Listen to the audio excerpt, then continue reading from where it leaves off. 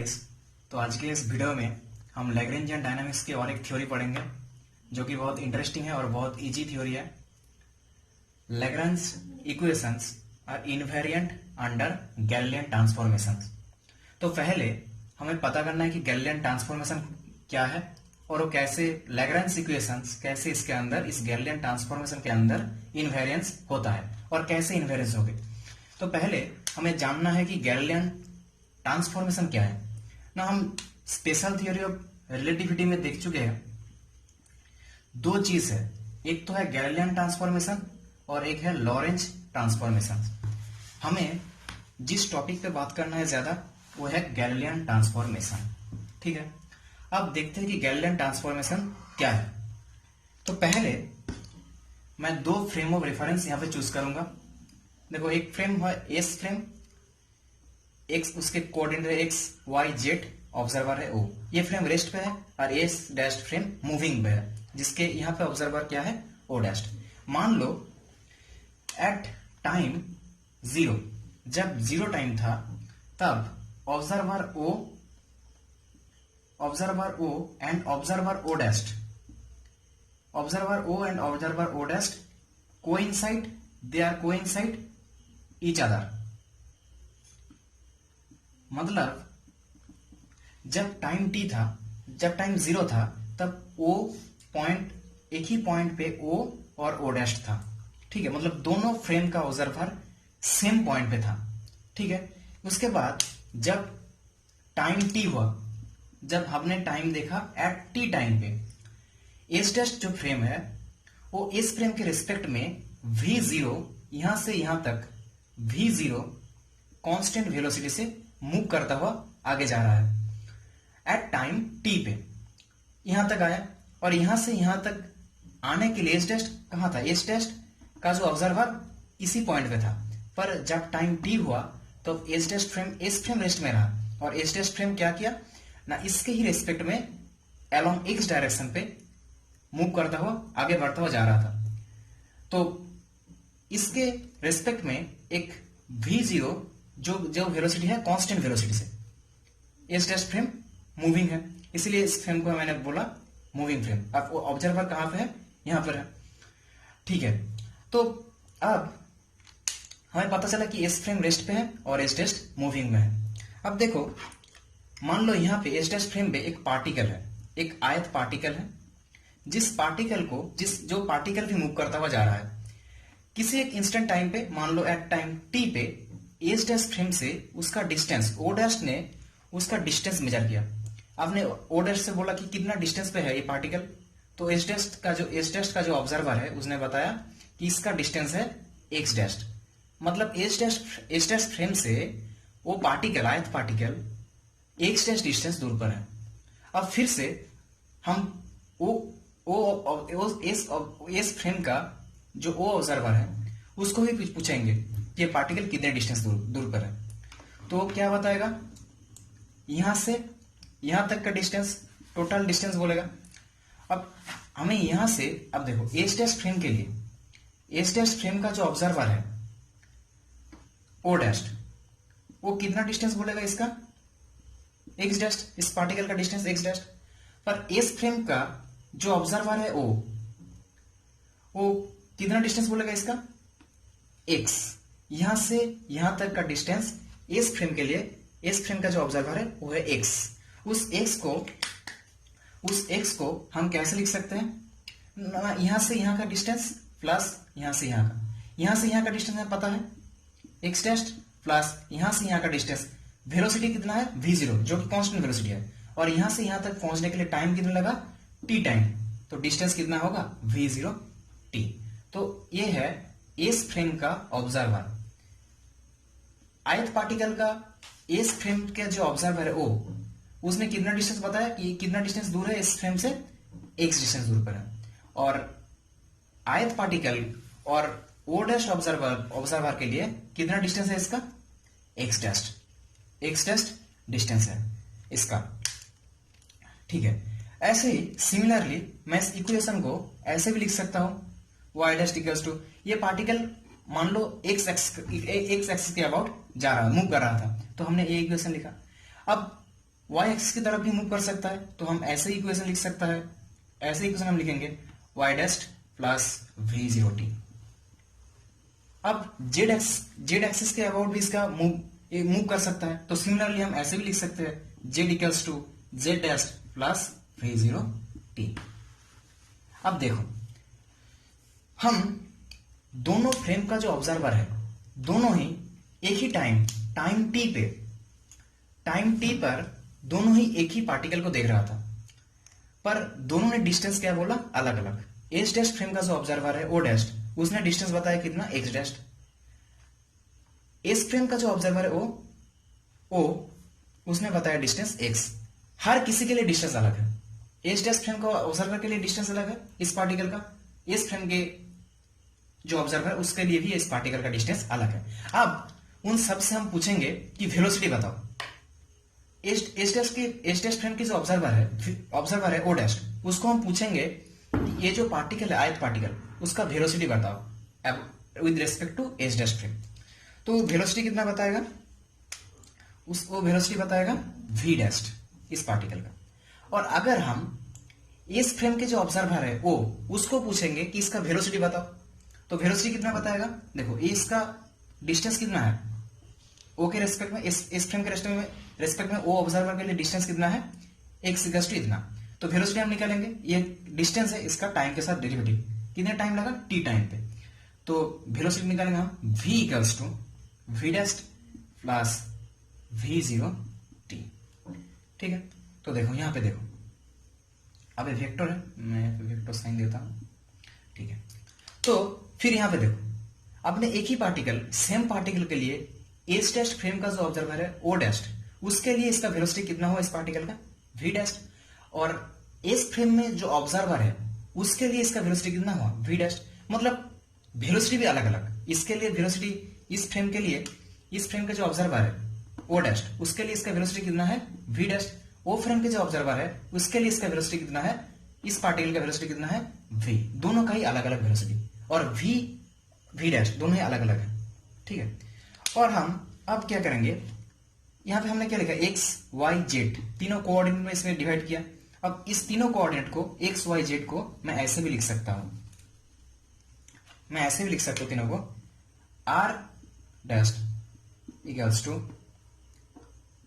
Are dash vector plus V zero T.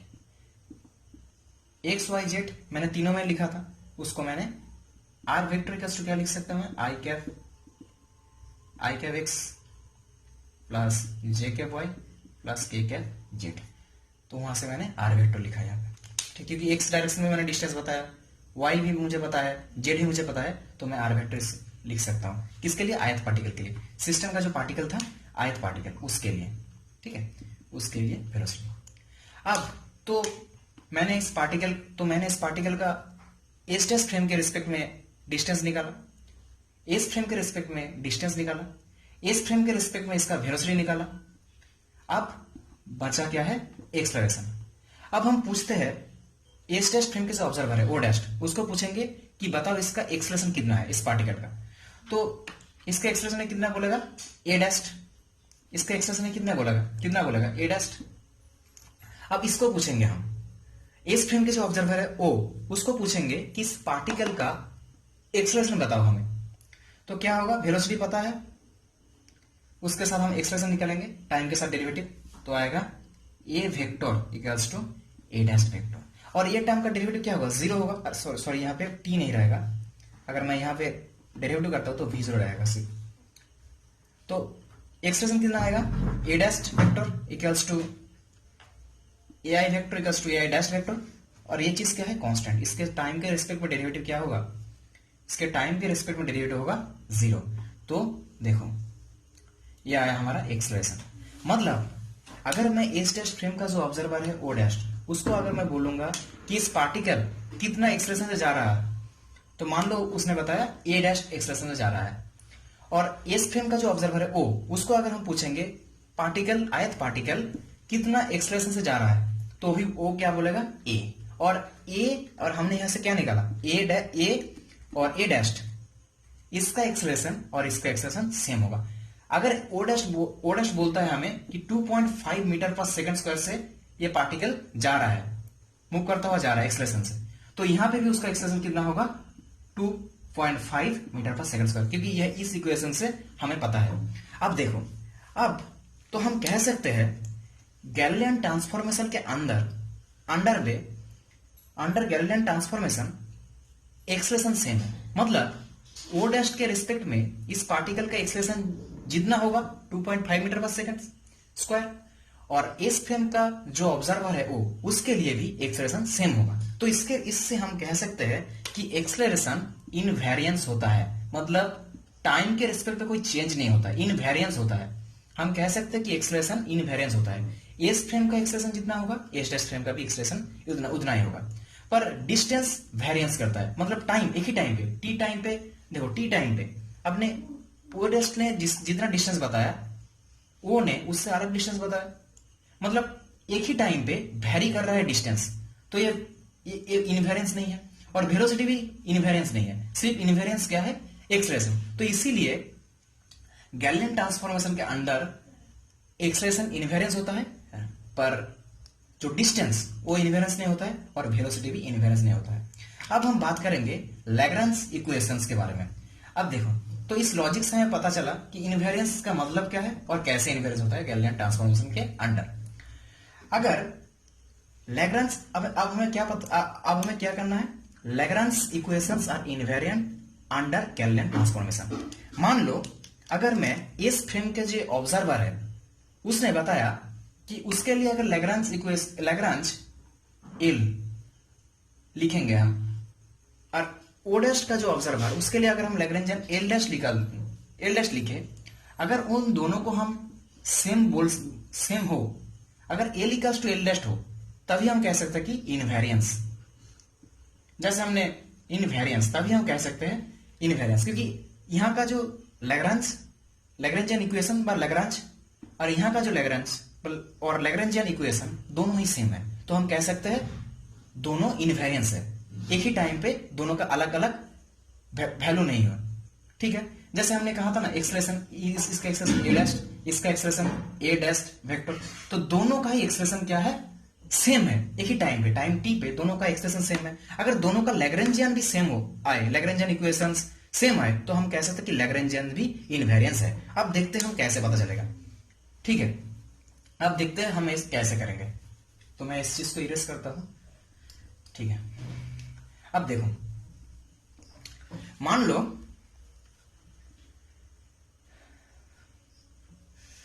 यहां पे S dash का जो फ्रेम है, एस डैश फ्रेम में हमने एक 10 मीटर लेंथ का या 10 मीटर लेंथ का एक डंबल रखा, डंबल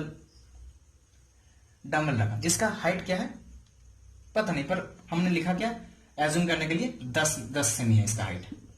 इसका हाइट कितना है, 10 सेमी हाइट। अब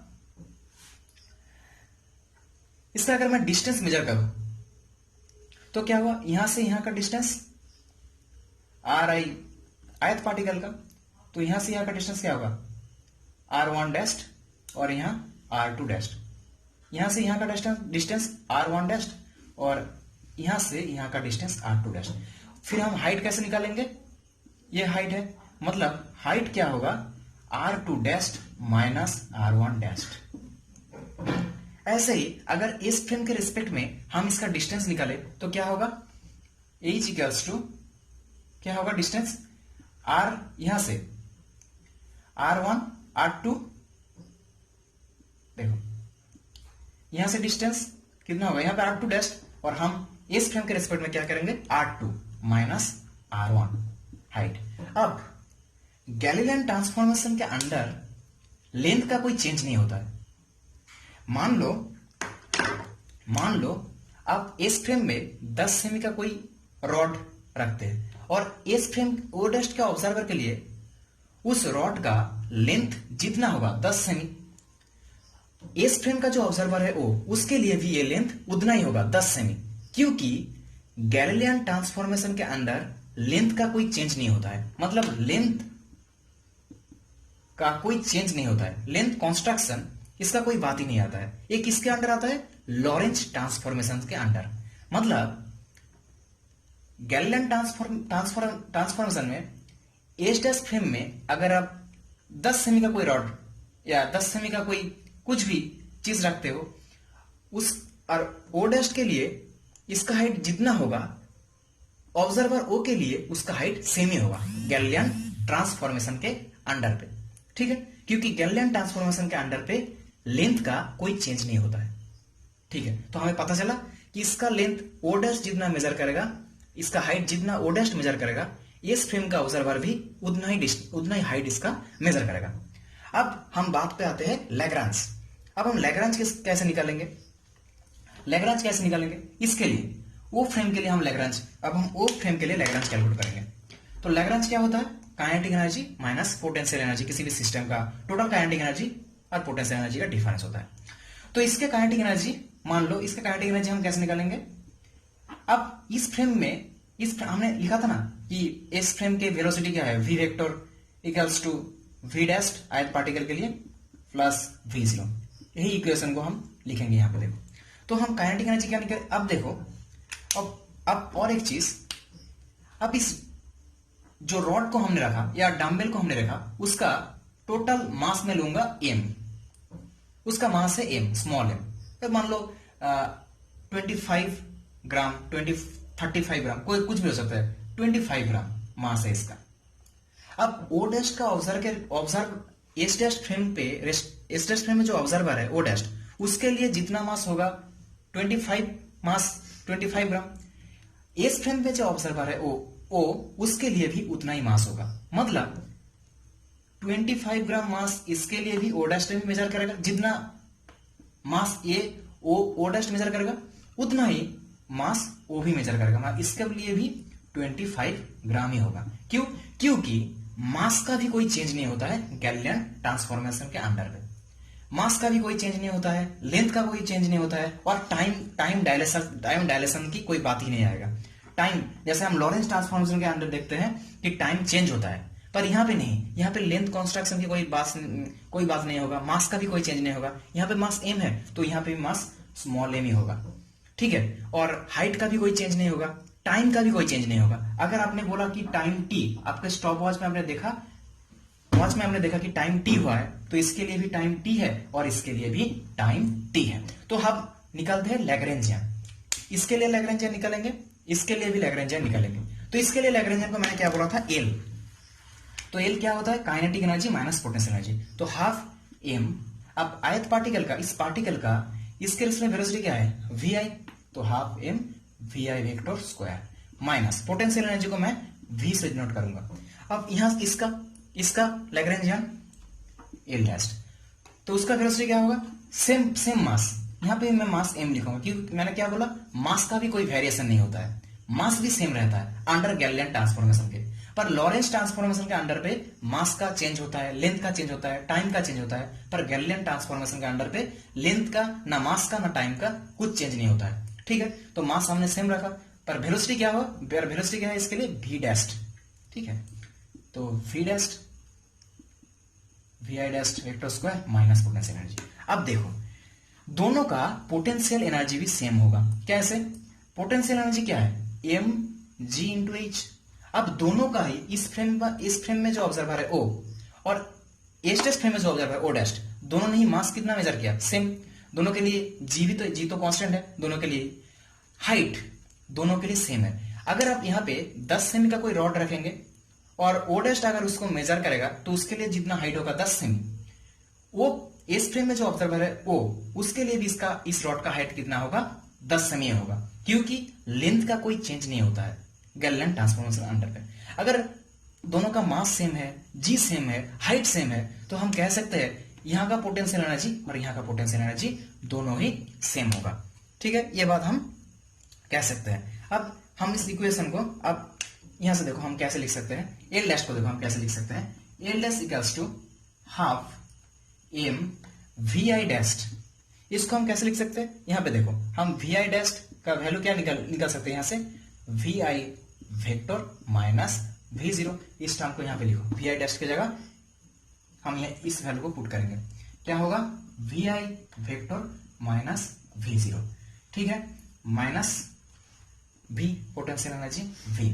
ठीक है, तो एल डैश इक्वल्स टू हमारा क्या आएगा, हाफ एम, और यहाँ पे स्क्वायर है, स्क्वायर, तो हम यहाँ पे स्क्वायर है, इस चीज को मैं इरेज करता हूँ, स्क्वायर को हम डिवाइड करेंगे, हाफ एम क्या आएगा, V I vector square plus half M V zero square minus M V I, देखो क्या होगा, 2ab, उसका 2 और हाफ कैंसिल हो जाएगा, तो M V I V zero minus V, ये पोटेंशियल एनर्जी का वी आ गया।